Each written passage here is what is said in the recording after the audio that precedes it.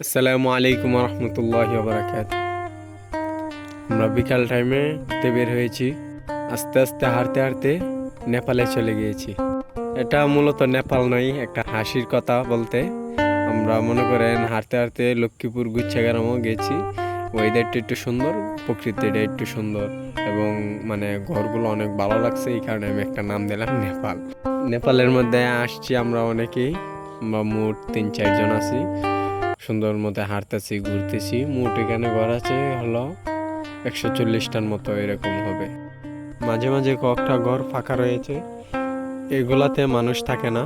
আমরা হাঁটতেছি, দেখতেছি এবং হাসাহাসি করতেছি। হঠাৎ একজন বলল কিছু খাওয়া যাক। সামনে হাঁটতে হাঁটতে কাকারে দেখলাম জালমুড়ি বিক্রি করতেছে। তারপরে আমরা জিজ্ঞাসা করলাম, এই জালমুড়ি কাকা কত? কাকা বলল নেপালে আর কতই হবে, 10-20 টাকা। তারপরে আমরা জালমুড়ি 30 টাকা নিলাম, নিয়ে খাওয়া শুরু করলাম সবাই মিলে।